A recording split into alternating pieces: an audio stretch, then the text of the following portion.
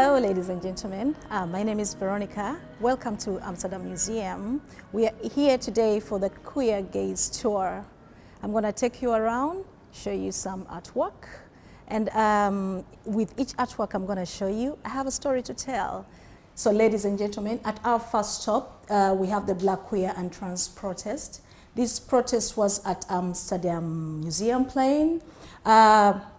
They were protesting against racism and discrimination, and they used this coffin as a symbol of remembrance of the Black ancestors that were murdered or that lost their lives. I chose this particular stop because I have a story to tell about it. In my country, these things happen a lot. I am a queer woman, I am bisexual, and in my country it is a taboo to be bisexual. You're either beaten to death or you are taken to prison for life. For example, there's a gay couple that was caught. They imprisoned them, and then they told them that for them to be released, they will have to have children, or one of them will have to be pregnant. That is a really sad story. The reason why I left my country is because I don't want to end up in a coffin. It's really sad, but everybody deserves a right to live. I come from Uganda, and in my country, it's a bad thing to be queer, it's a bad thing to be gay, it's a bad thing to be lesbian. And if you are caught in any act, they either do mob justice on you, they will kill you, they will imprison you, or you'll end up losing your lives. So for me, I had to run away because I was scared of losing my life. This is really emotional for me because it brings back bad memories. Like I said, very many people have lost their lives, and very many people have ended up being in coffins. So that is why I chose this stop. Here we are at our second stop. It's the Black Lives Matter. This is a protest that was there at Dam Square. These people were trying to voice out their opinions against discrimination, racism, because they wanted to be there, to be heard, and also to live like other people. I chose this particular artwork because I have faced a number of discrimination here in the Netherlands. I'll give you one scenario.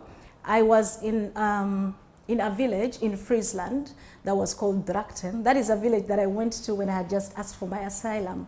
And so while I was there were not so many people of color, just white people. And I faced not just one, but very many sorts of discrimination. I'll give you an example. I met an old couple, and I wanted them to help me with directions. I stopped them and I was like, hey, this and this, I'm trying to look for such and such a place. Well, instead of them maybe looking at me, they just moved away and ran away. I didn't think about it so much, but then at a later stage I said, oh, is it because of my color? And also, I went to Albertine, still in the same village. I asked if, they asked me if I had a bonus card. I didn't know what that was that time because I didn't know Dutch. So I asked the lady, could you please tell me? He said, oh, never mind. I was like, is it because I don't know Dutch or because, And I have also faced many trials, for example, being in buses and people looking at you as if you don't belong.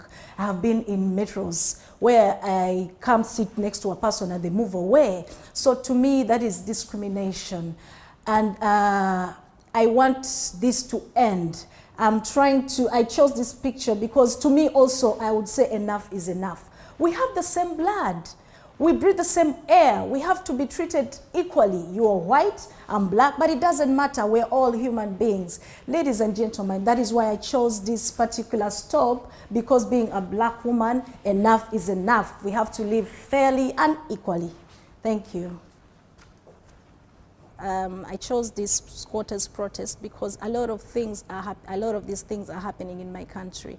I said I come from Uganda, and if you protest in Uganda, you're either beaten or taken to prison or done mob justice on. The police, even if it's a peaceful demonstration, the police will create something to think that maybe you are doing something wrong. I'm happy to be in Amsterdam because the first time I was at the protest was at the Pride Pride Walk protest, and I was really excited to be part of it. Reason why I was really excited to be part of it is that I was free to do whatever I wanted to do. It was a demonstration, but to me it felt as if it was just a party. I was like, okay, is this a demonstration? Because it doesn't happen like that in my country. In my country, like I said, it's whoopings, it's tear gassing, it's arrests. But here, even the police were escorting us and showing us the way, showing us what to do. Imagine the police. The police, I was really excited to be part of the Amsterdam Pride Walk. I was like family. People were drumming. There was too much music. I just cannot wait to be part of it again this year. Well, this is a sculpture by Brian Elstack. It shows a Metro 54, line Metro 54, and this metro connects from Amsterdam Central Station to Zuidoost. Reason why I chose this particular stop is because it has I have a lot of stories to tell about it. Zuidoost has very many people of color, and when I'm there, I feel like I'm at home. It feels homely. There are very many other cities around or villages around. For example, Boulevard, for example, Hilsterveld, Balma, and Hazenhof, very many. Reason I chose particularly this top or this particular artwork is because in this place I found people who are like me. Like I said, it feels like home. They have very many things that are from my country. For example, they sell my food. Like I said, I was in Friesland, back in Redactie, full of white people. I didn't see any people of color like me. But when I came here and someone told me, oh, there's a place where you can find your food or people who are like you, I was like, are you for real? So that is why I boarded Metro 54, and coming to that place, I was really amazed. I found just people who are like me, people speaking my language, people selling my kind of food. My food from my country is matoke, and it is a delicacy in my country. When I found it, I was like, oh my God, I am home. When I found people who speak my language, I'm like, wow. You know, so that is why I chose this stop, because it feels homely. So I'm always there to go do shopping for myself. Oh, matoke is a delicacy. It's like green bananas. Green bananas, how you make them is you steam them and pull them in banana leaves, and then you put it back, you steam it again, and then later you make soups, for example, chicken stew, goat stew, but the best you have to eat with is fish stew plus peanut paste. That is something you would die for. Ladies and gentlemen, I hope you're enjoying the tour with me. So here we are at our other stop. I chose this stop particularly because I have also a story to tell about it. Now this is Sarah de Zwart. Sarah de Zwart was born in 1861. She was an artist and she came from an art family. She used to do sculptures. Sarah de Zwart was a lesbian woman who lived openly. Reason why I chose her, because she lived openly as a lesbian woman. I hope to live openly as a bisexual woman and I live free like Sarah de Zwart. She was rich. She used to live with her girlfriend then by the Oyster Park, and she used to use some of her finances to help people with their artwork. Why did I choose Sarah de Zwart again? I am an artist as well, ladies and gentlemen, and I have done artwork. I have done an artwork with Queer to Support that has another organization in between it. It's called Art to Support. Well, I did a video installation of my story. I told a story about myself, my sexuality, and from that installation, we had an exhibition at the W139 in Amsterdam where I told a story about myself. People came to listen to it, and I was overwhelmed. In my country, it's never like that. You cannot just speak freely about your sexuality. But the fact that I had to talk freely about my sexuality and people coming to listen to my story gave me chills. It made me feel strong. It made me feel powerful, which is not in my, I'm sorry, it's a little emotional, but it comes from my heart. I chose Sarah Dizwat because she's an inspiration to me. I chose this particular stop because it shows women emancipation. It shows girls putting on boy shorts. It shows girls playing boy games. It draws me back to my childhood. I was always playing boy games. I used to play basketball, I used to play football, there's a local game that I used to play in my language, it's called Duel. It's like a game of pool, but then you draw holes on the ground, and then you have marble-like seeds where you use your hands to shoot the seeds so they can go inside the hole. And guess what? I used to beat the boys at that. That is why I chose this particular stop, because to me, I want to be a role model to young girls that wish to aspire to emancipate themselves from gender discrimination. And I think this will help a lot with young girls. So that is why I chose this particular stop. Viva Women Emancipation. I chose Christina van der Houten because I have a story to tell. Well, Christina's story is kind of familiar with mine. First and foremost, she lived in the Netherlands as a domestic helper, but she did not want to work as a domestic helper, and so she ran away. Christina lived on the streets. She was arrested. She lived a not so good life, and so she died at a tender age of 30. I lived like Christina at some point. First and foremost, I explained to you that I came to the Netherlands to seek asylum. And so from here, I went to asylum center in Redactie. So in Redactie, I waited for an interview, which I didn't know I was gonna go through, because to me, I thought coming to the Netherlands because of the problems I faced was it.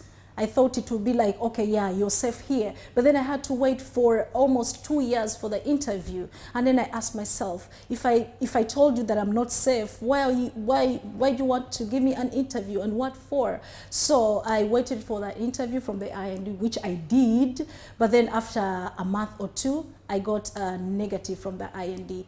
Very scary.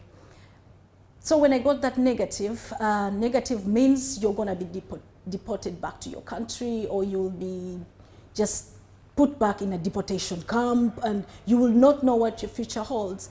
So I was extremely scared about that, and so I had to run away.